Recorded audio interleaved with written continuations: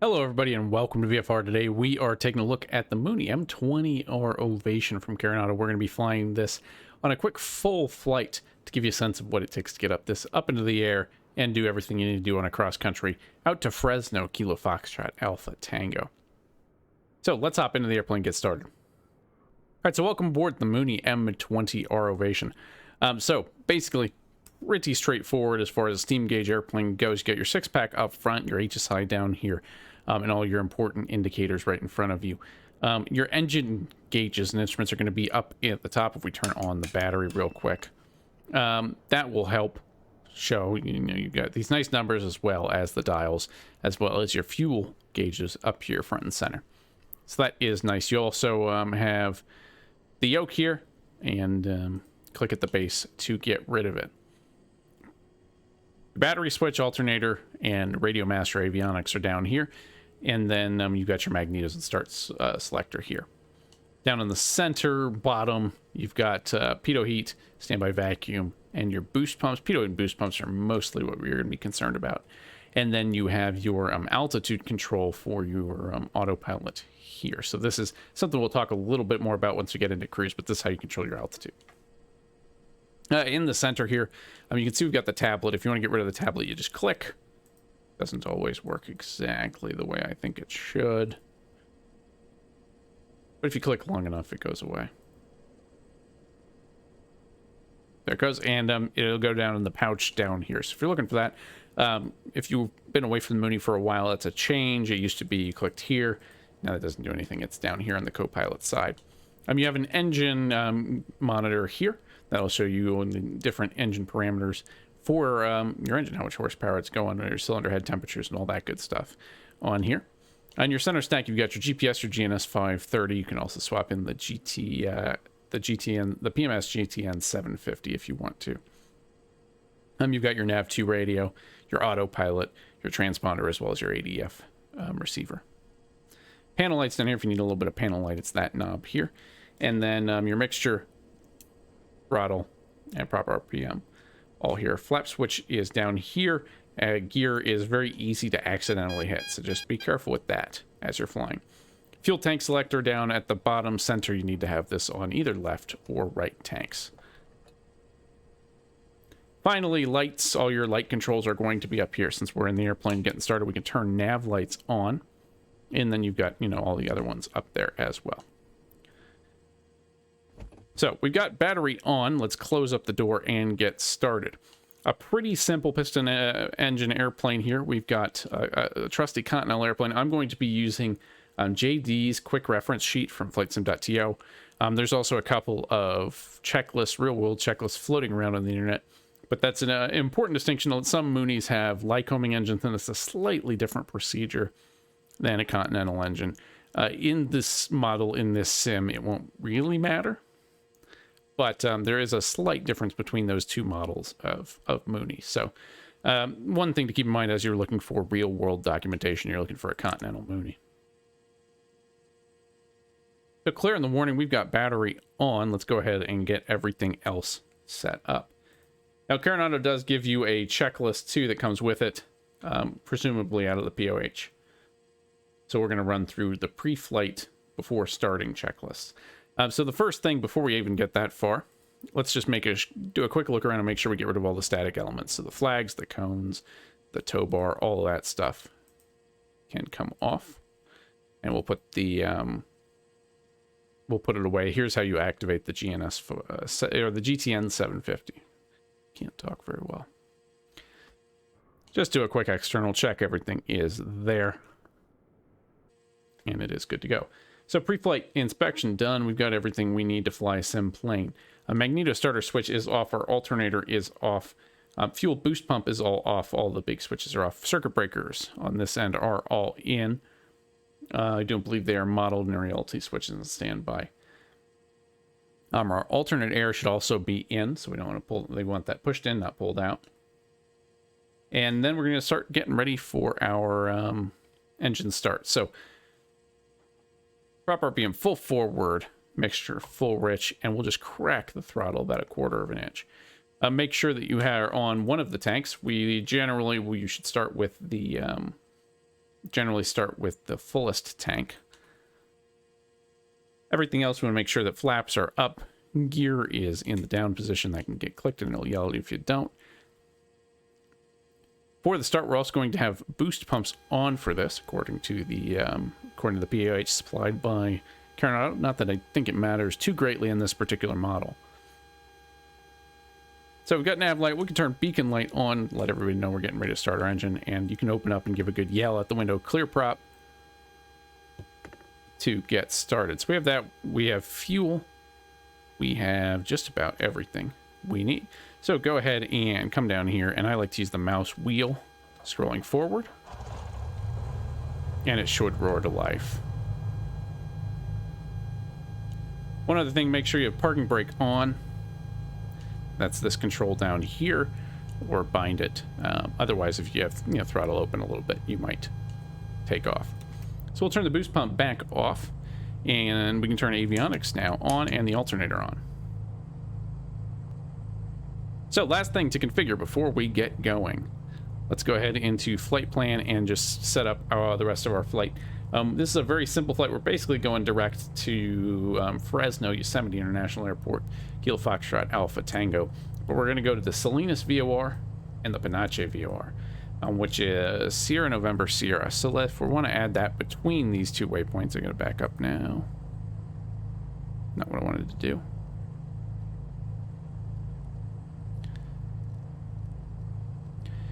And a standard GNS 530, you're using the knob to type in what you want. So Kilo Mike Romeo Yankee.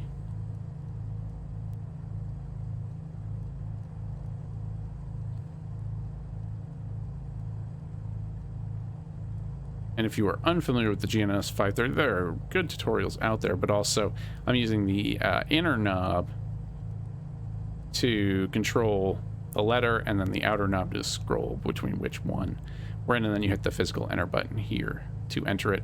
We're going to Sierra November Sierra. And I will, spare you the rest of the button pushing here in button pushing simulator.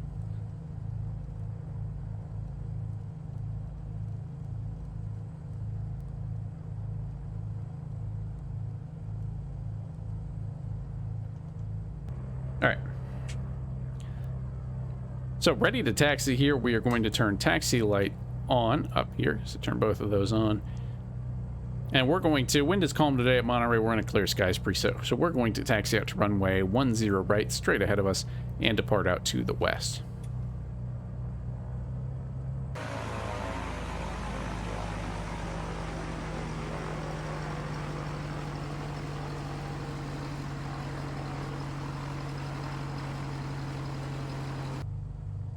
All right, so pre-flight talking through the takeoff. We are going to be setting flaps 1 for our takeoff today. The other thing we should do is when we're ready, turn on landing lights and strobe lights.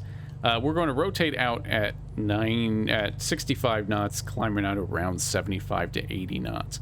Once we're in the air, 80 to 90 knots in the climb, 100 knots would be more of a best rate climb. So before we take the runway, boost pumps on, make sure your alternator, all your avionics are on, your gear is down, flaps are in flaps 1. We want to be squawking VFR, so we'll turn the transponder to altitude, squawking 1200. That is all good. We are on the fullest tank. Pitot heat can come on finally. And landing lights and strobe lights will give a little practice call as we take the runway. Monterrey traffic, Mooney 48 Mike Quebec is taking runway 10 right, departing out to the west, Monterrey.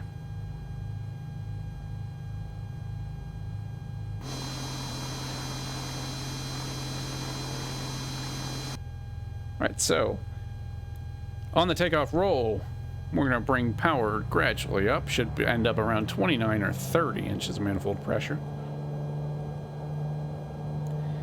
And away we go. Altimeter today, 29902. 55 knots, 65 knots is here. So we can start pulling back on the stick. On the yoke, I should say. And we're going flying. That's positive rate of climb, gear coming up, flaps up. we will climb out. Now, we'll probably should do this on the ground, but we'll hit the CDI button now, send our HSI over to GPS mode as we come off the runway, and that should help us intercept the course into the Salinas VOR. So clear the runway now. We're going to bank just left to intercept that course. Now that we're in the air, boost pump can come off, and we'll just come back on the RPM a little bit. Now the RPM is going to be pretty sensitive in this airplane, so you can really leave it at 2500. We'll bring it back to 2400. Just bring the power back a little bit. You shouldn't need all that much to climb. This is a very powerful airplane for its size.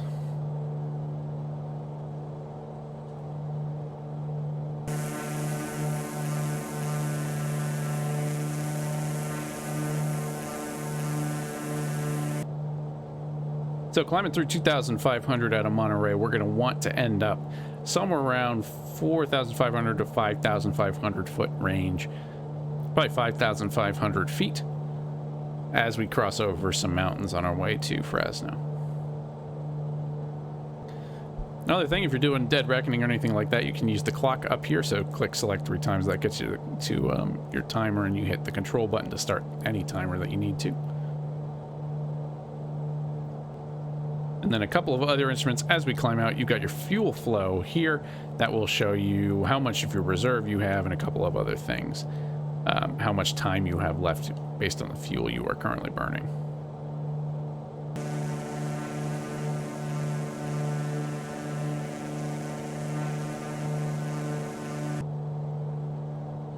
So the last thing we can start to do is leaning out the mixture a little bit for altitude. You're just trying to find the peak on your EGT meter there, so you can see just about where it starts to go off. Kind of want to be in the blue arc, but this is the one you're adjusting when you're kind of adjusting the mixture. You can also look on here to the horsepower. It should give you a similar readout.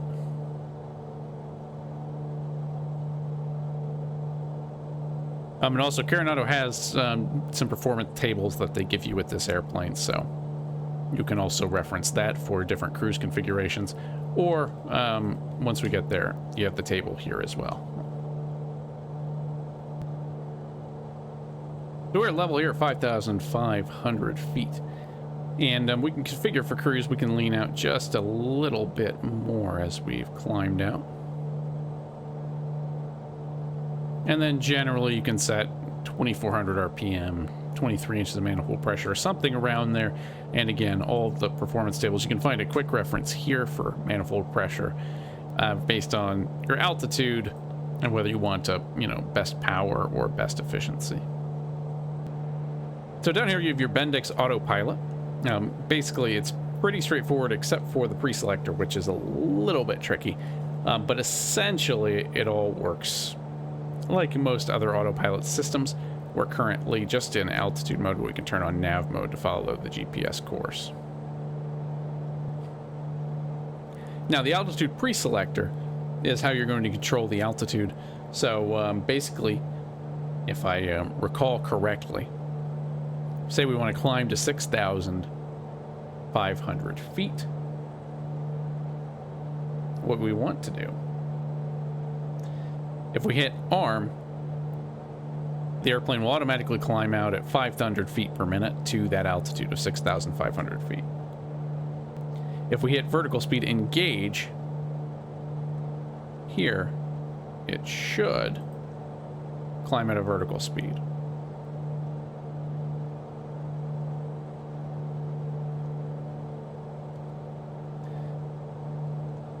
So click engage, and then you push this in, and you can adjust the vertical speed. So now we want to go at 1,500 feet per minute. This airplane will struggle to do that at a point. You want to go down, you just keep going down. So the altitude pre-selector, generally, if you're trying to hit in altitude, so say we want to hit 5,500, we will hit arm, and the airplane will go down, descend to 5,500 at 500 feet per minute. Center up the HSI, heading 072.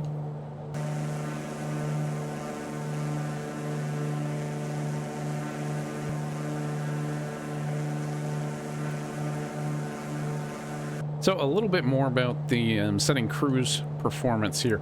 You can go up here to this. I rarely pull up the PDF, but you can pull up the PDF if you want. It has more tables than this. Now, we are somewhere around 6,000 feet, 5,500 feet. It's closer to 6 than 4. So we're really looking at this line in the table here. And they don't give you a recommended value for 2,400 RPM. So we can go to 2,500 RPM and about 24.7 inches manifold pressure. We're at 23. So if you bump that forward to 24, that's probably good enough. And then full forward 2,500 RPM. Just a notch back, but the prop control is very sensitive in this plane.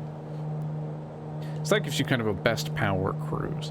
Now you can also, if you needed to save fuel, you can set it. You can set for a more economical cruise as well. Now that's all information there for you. We can also still lean out a little bit.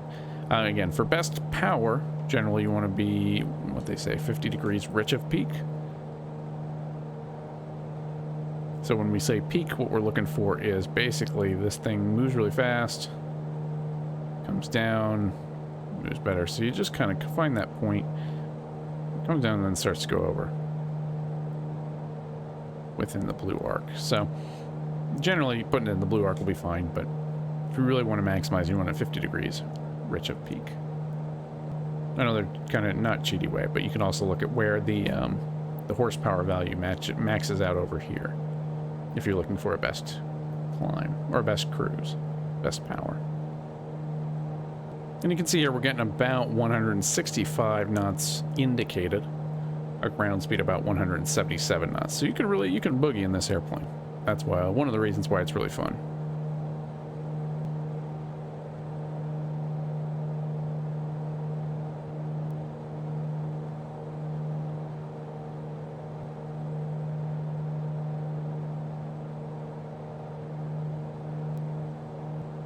Alright, so we're out over the San Joaquin Valley now, so let's go ahead and practice what we have learned. We're at 5,500 feet. Let's go down to 2,500 feet. Should be more than enough, and we'll buzz the trees a little bit. So again, to do that at 500 feet per minute, what we want to do is hit arm, and the airplane should start descending. We can pull a little bit of power back, but just verify it's descending at 500 feet per minute, roughly. And again, on the descent, we don't want to be below 15 inches of manifold pressure for too long. Not good for the engine. So consider that kind of your minimum and set the power that way. You shouldn't need a lot of power to maintain airspeed coming downhill.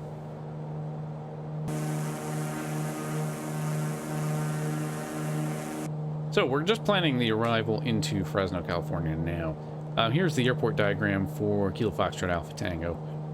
We got 1-1 right, 1-1 left. 1-1 left is the longer runway, 1-1 right is shorter. 8,000 feet should be plenty, especially if we do well coming in as far as our speed is concerned. And then we can exit right directly to the general aviation parking. As you can see, we've cleared most of the terrain, at least until we get past Fresno.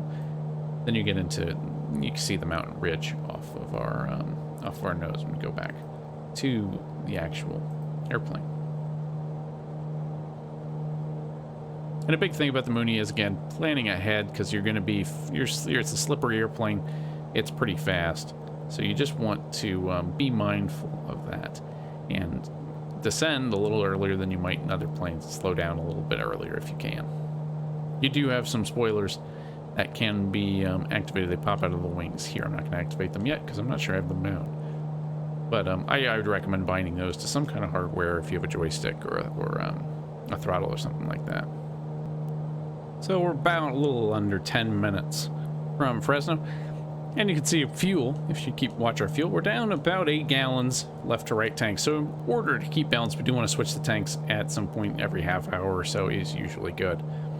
So generally procedure for this is going to be bring the mixture full rich, boost pump on, and then swap to the right tank. Once we give it a second, make sure that it is in fact still running, we can re-lean out our mixture and turn off the boost pump. So lean it out and then lean out the mixture till we're happy. and that should be good enough. We're also level at 2,500 feet, so we can go ahead and reset our 24 inches of manifold pressure for our cruise.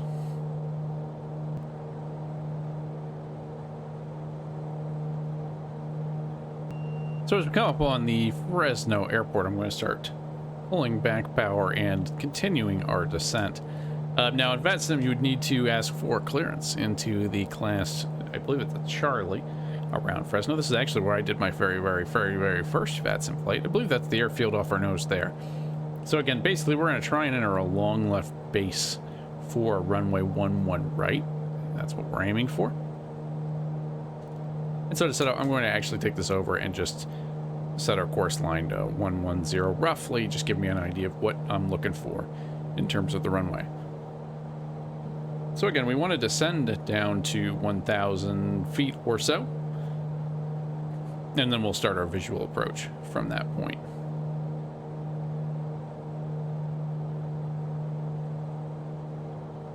Now again, speed control in the Mooney is going to be the name of the game for coming down. We want to be basically at different stages, different speeds, and that's going to be really important to having a good landing or overrunning the runway. So it's not trivial. For landing, generally 5 nautical miles out or more, we want to be around 100 to 120 knots. We're getting a little close for that, so let's really bring back the power to that 15 inches of manifold pressure. You could even bring prop RPM back a little bit too if you needed to.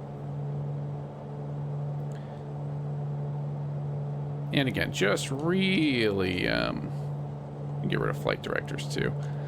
Just really starting to bring speed down.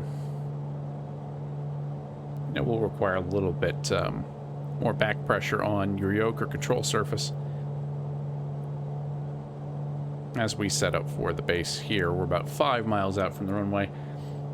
Once we're downwind, or really once we'll be on our long base here, we're going to want to be, or between 90 and 100 knots will be our goal.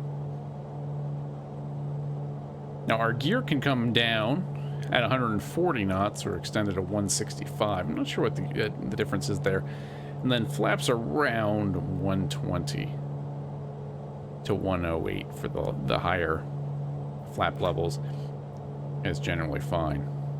But at this point, we can go ahead and bring our first notch of flaps out here.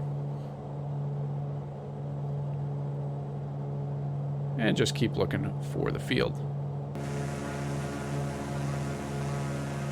It should be that just off our nose.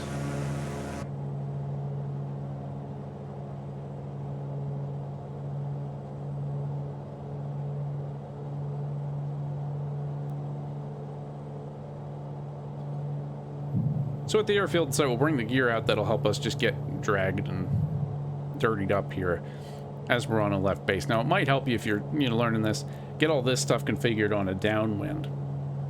And then just focus on getting, again, that speed into the 90 to 100 knot range.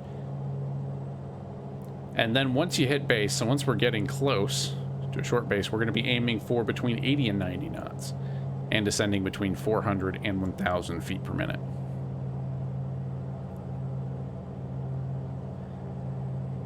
And we're getting close now.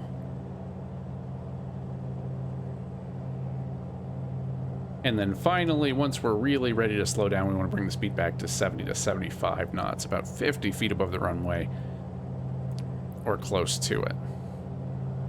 So that's pretty good. And again, notice the scale on your airspeed indicator changes at this low end. So we're now below 100, just about 95 knots. And we've got the runway in sight here, so once we're basically level with it, we'll make a right-hand turn. But again, it's not gonna feel like the race car Mooney in this configuration. Other things we can do, props full forward, and then generally we would turn on boost pump as well in case we have to go around. So let's go ahead and turn final. We are a little bit fast at 100 knots. So again, just focus on bringing that back. And at this point, if you need to bring the power out a little bit, you can.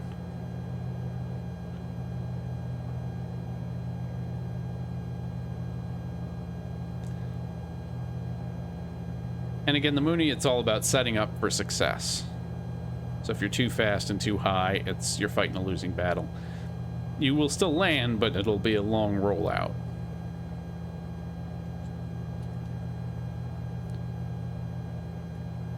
So we can give the rest of our flaps here. And again, that's another tool in our toolbox to help us slow down here on final. And again, just still a little bit, not quite to idle, but we got it pulled back more than you'd want on a continuous descent.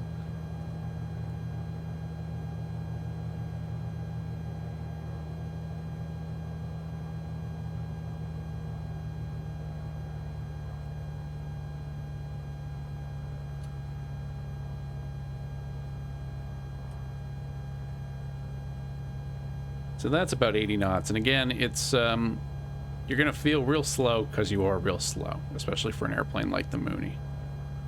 But that is all right. That's kind of where you want to be.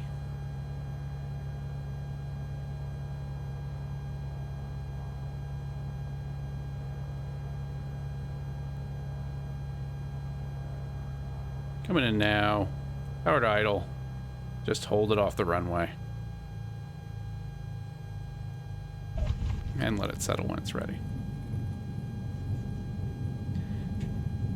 And then we'll try and exit to the right at this next taxiway.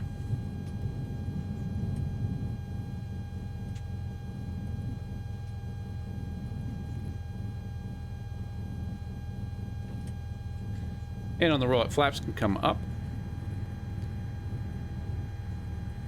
We can turn the boost pump off, as well as strobes and landing lights.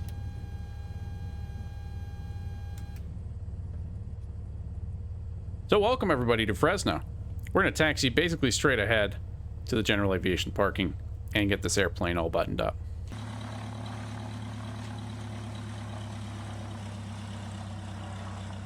Alright, so at parking brake on, throttle to idle. We can bring the props all the way back to the feathered position.